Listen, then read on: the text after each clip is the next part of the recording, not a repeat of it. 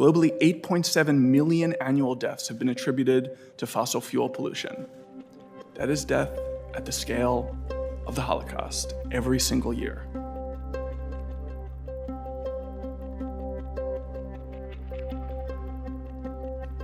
In 2020, what was once called the novel coronavirus killed, according to the CDC, 350,000 Americans. According to new research, that same number, 350,000, die even in an unexceptional year from the air pollution produced from the burning of fossil fuels.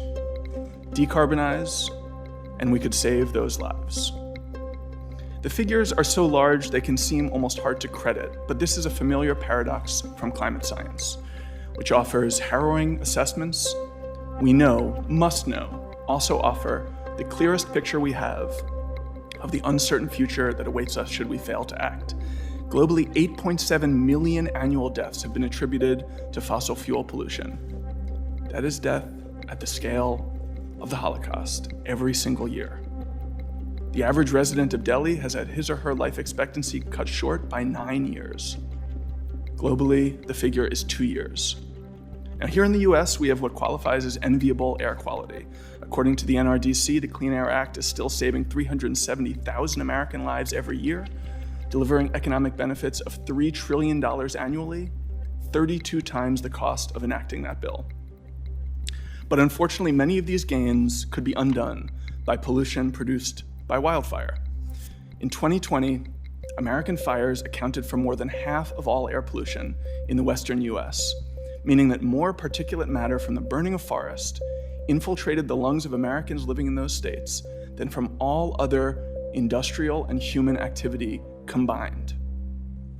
Now, California is still standing, mostly, after its horrific fires, as is Australia, after 46 million acres burned there last year, and Houston, after 5 of what were once called 500-year storms hit in a period of just 5 years. And we are still here today, after a record $22 billion weather disasters last year, debating what measures to take to stall the growth and blunt the force of warming.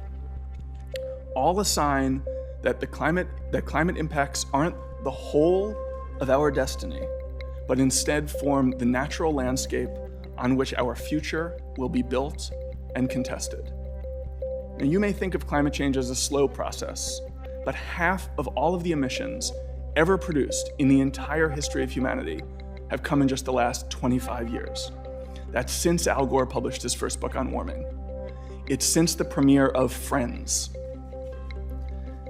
That means climate responsibility for the present crisis and preventing its worsening is alive on the planet today. In fact, it's in this room. Now, I'm not an old man, I'm 38 years old. Almost 2/3 of all carbon emissions ever produced have been produced in my lifetime. 1/4 have been produced since Joe Biden was elected vice president in 2008. 1/3 have been produced since Senator Graham first joined the Senate. To pull up short of what was once called a catastrophic level of warming, 2 degrees, requires us to decarbonize at least as fast as that, and possibly faster. And if we don't, the future projected by science is shrouded by uncertainty about how the climate system will react and how humans will too, both through mitigation and adaptation, which will be necessary. But at just 2 degrees of warming, flooding events that would have happened once a century would come every year. The land burned by fires in the American West could grow 2-fold, perhaps 6-fold, excuse me. And because there's a natural limit on the amount of heat and humidity the human body can endure, a measure called wet bulb temperature, cities across the Middle East and South Asia that are today home to millions would routinely be so hot during summer that you couldn't go safely outside and certainly couldn't work outside for long periods without risking heat stroke or death.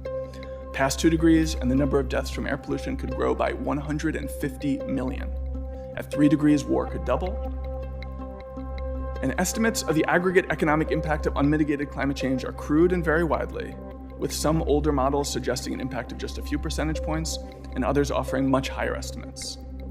Compared with a world without warming, between 2.5 and 3 degrees, the world would lose between 15 and 25% of per capita global output, according to one much-cited paper, which means, of course, that much could be saved by avoiding it. Now, just a few years ago, it seemed prudent to plan for scenarios north of 3 degrees.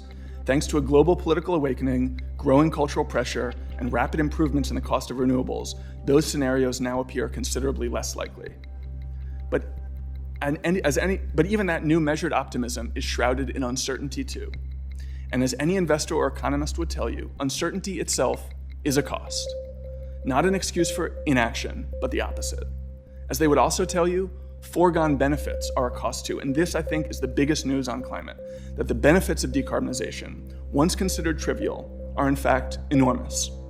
That is why last year, Duke Struchendel testified before the House that a total decarbonization of the American electricity sector would entirely pay for itself through the public health benefits of cleaner air. Why estimates of the jobs created by that work grow into the millions, and why during the pandemic, and independent of any international pressure, ambitious net zero commitments were made by South Korea, Japan, the EU, and most significantly China, each stitching climate considerations and the benefits of action into every aspect of their planning and policy. They all see the gains to be seized. Do we? Thank you. Thank you very much.